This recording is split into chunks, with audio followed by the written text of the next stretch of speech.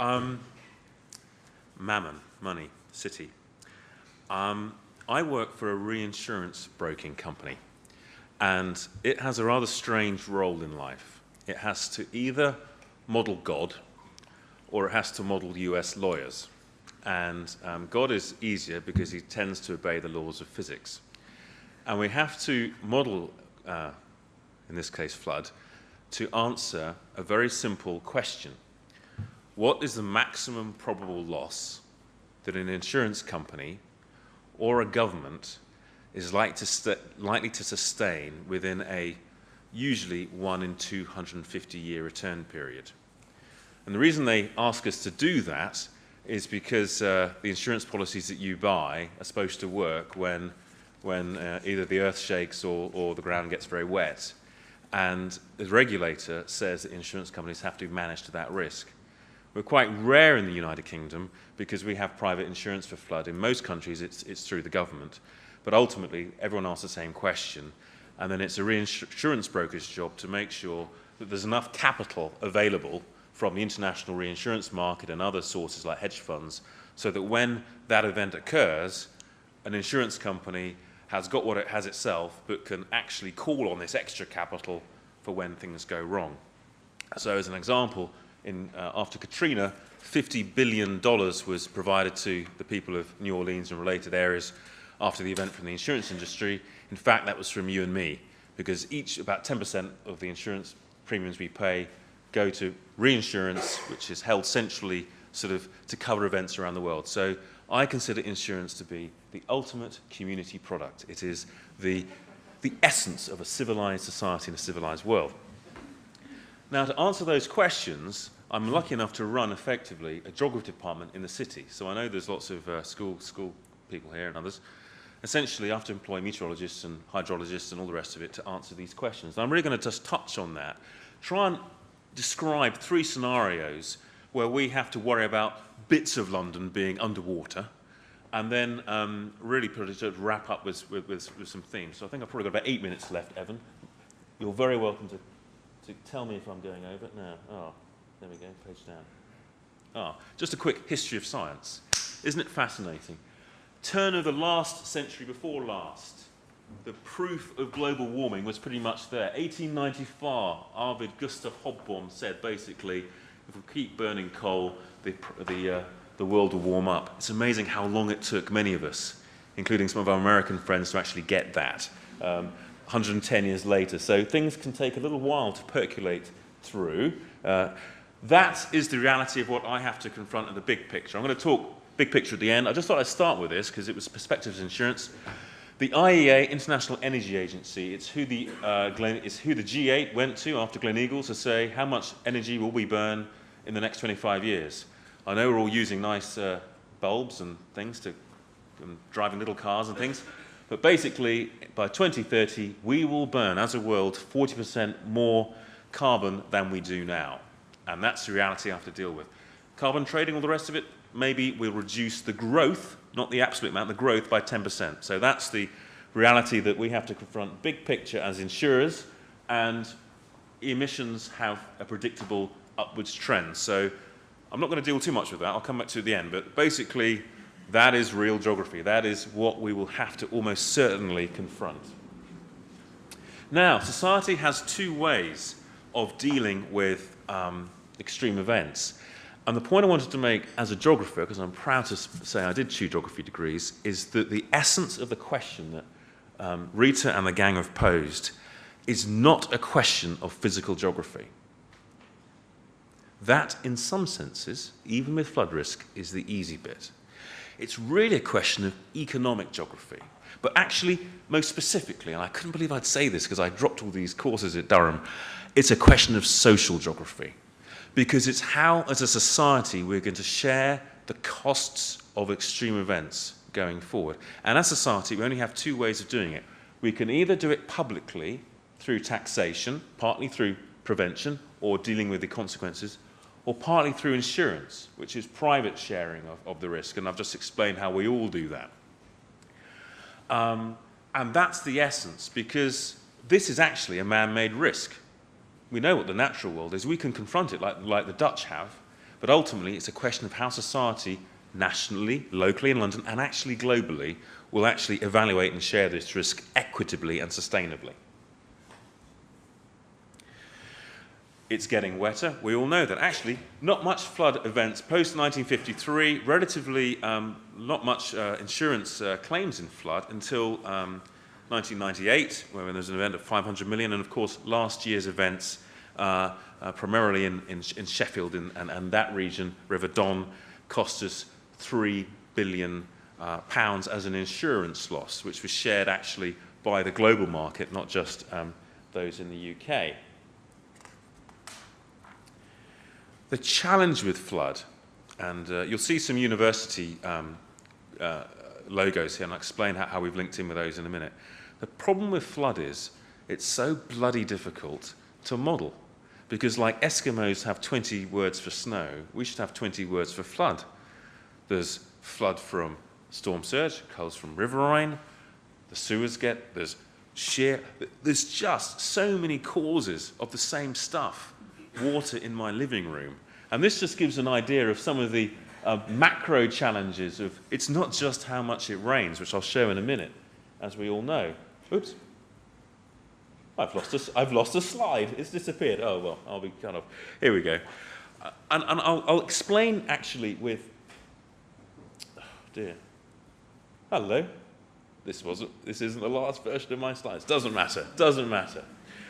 I'll give you an example. In Sheffield, before the floods, about 2 weeks before, there was an event which I think 45 millimetres of rain fell around Sheffield. 75, and nothing really happened. 2 weeks later, 45 millilitres of rain fell, and there was tears before tea time and £3 billion of losses. It was all about how wet the ground was, the fact that the rain was aligned along the river valley. Interesting challenge. My first question, which I'll probably actually pose to Dave a little later, or perhaps, is there is a concern we have about flooding in London east of the barrier. And that is this. And Dave, in your company, I feel totally inadequately qualified. But obviously, the barrier is primarily designed to prevent storm surge coming up the estuary. But if there is a significant amount of rainfall, actually the barrier has to be closed to allow enough of that rain to come into London in effectively an empty, the tide's been kept out, so there's enough basically space for the water to come into London, and then as the tide ebbs, the gates are open. Essentially, it has to be clever timing. If the event that happened in Sheffield had not happened in Sheffield, but happened in West London or Maidenhead, as 60 millilitres of rain fell in Maidenhead in 1 hour in 1902, I think it was. The slide would tell me if it was here. There wouldn't be, and the tide was actually already up. Basically, the situation would be, the runoff would be so quick that you'd actually get in the centre of London before you could open the gates to let them out, because you'd close them because of a storm surge which might be occurring at around about the same time. So there are scenarios, potentially, where London could get flooded. It's not the complete nightmare scenario that we've seen on the television, but it's something that insurers have to worry about. Some work was done at Durham Geography Department by this, and I said, well, what's the likelihood of this happening? And Stuart Lane, who was a professor, said, don't really want to quote a number, but wouldn't be surprised if something could happen in my lifetime where that would occur. So there are risks that we have to confront. So that's the first risk, I would say, that we have to think about now. So bits of London will get flooded. As I've said, we've had to team up with a whole gang of universities where we support fellows, and indeed Diane Horn and Gillian Eldridge, who are doing a lot of work that you'll see in a second, are helping us there. And that's what would happen east of the barrier. So west of the barrier, basically protected. Fantastic work. Britain is very good at this sort of stuff. We do ourselves down. It's a brilliant project, Thames Barrier and then T100. But of course, east of the barrier, we've got the Thames Gateway. Oh, it's all in a different order. There we go. See, 92 millimetres of Maidenhead on the 12th of July. There we go. Thames Gateway, obviously not protected by the barrier, major development occurring, and I didn't realise until I worked with Diane Horn at Birkbeck, who actually told me that the EA don't have the legal ability to stop people building in floodplains. They can suggest that it doesn't happen, but local authorities can go ahead. And of course, we're building significant amounts of property east of the barrier to cope with population pressures in London and the South East. Now, I do think there are challenges with that, and the insurance industry has got quite a challenge on its hands to figure out how to cope with that in the long term. I'm sure Dave and Alex will be able to comment further on that, because I'll come up with the unofficial deal that's been done between the insurance industry and the government in a second. But essentially, that's a concern, not protected by the barrier, protected by other defences, but in detail, there's the pressure. Oh, here we go. Here's some of the developments. And I'll come up with a deal that's basically been struck. The deal that's been struck is the insurance industry says it will provide insurance to everyone in the UK, almost everyone. I think there's a few thousand properties which have been excluded, but essentially everyone in the UK gets insurance, assuming the government defends properties to the 1 in 75-year return period. That's the deal that's been struck. And if they're not defended currently to that level, that within a reasonable amount of time, they will be defended. The challenge is that, quite understandably, the government is saying we've got to build some houses, and we've got to build them in brownfield sites. And many of these developments are happening in areas where the Environment Agency is saying these will not be, these are in high-risk areas, and flood defences may not be built. So this has got to work itself out as a social solution, because ultimately things will probably muddle along until there's a big event, and then people start changing their minds. So this is the social question we have to confront. Ultimately, we should make sure, as Dave and Alex said, we spend enough on flood defences to prevent this. The Netherlands have successfully defended a whole country. This is some work that Diane kindly provided me. You've seen lots of these sorts of maps already tonight, so I won't go on it, but the 1 in 1,000-year return period. So that's the second challenge. What do we do with the gateway? What do we do with stuff particularly east of the barrier? And then the big question, and again Dave touched on it, is what do we do about climate change? Because obviously the 1 in 1,000-year return event can become the 1 in 100-year return event if you have non-stationarity in statistics.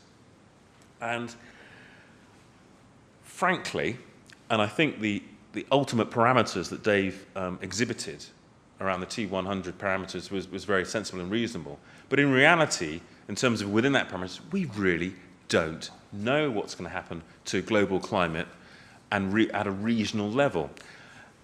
And I'll just explain why that is, because it's the next big question of geography.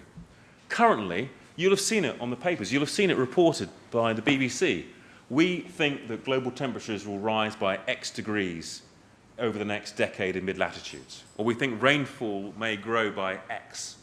Or we think that sea level rise might grow by so many millimetres. The challenge is that at the moment, we can only model global climate through massive computers. We work with University of Reading on the Earth simulator in Yokohama. Massive thing. It's about the size of 20 of these rooms. Despite its size, it can only model the world at 270 kilometre cubes.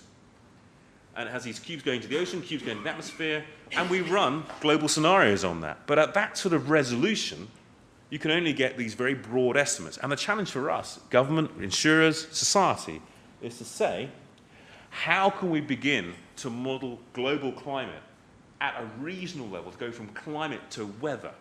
And this isn't a kind of a Dave, I'm trying to think of a weather forecaster. Evan, help me out. This isn't a weather map that you've sort of seen on the TV.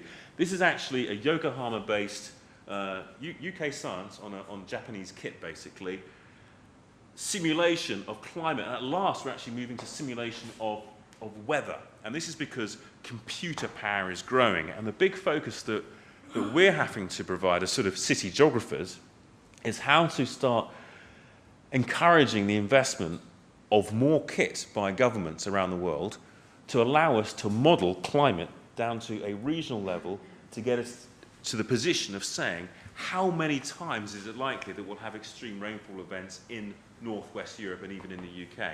How likely are those storm surges and how often are they likely to come along the North Sea? So that's it. I end with some recent newspaper cuttings which really just highlight, I think, the fact that the financial economical metrics around 1 in 75 years for insurance is providing, you talk about behavioural economics, Evan, this is really Tim Harford stuff, because it's ultimately how much will we be prepared to pay, either in our insurance premiums or in our taxation. We'll have to pay for it one way, or be happy to allow people to get very wet. And I think the push-pull of this debate is probably going to help UK get to the right solution. I think the UK is probably having the most mature debate about this issue of any country in the world. And I'm actually quite hopeful, partly because we have a great geographical tradition. Thank you.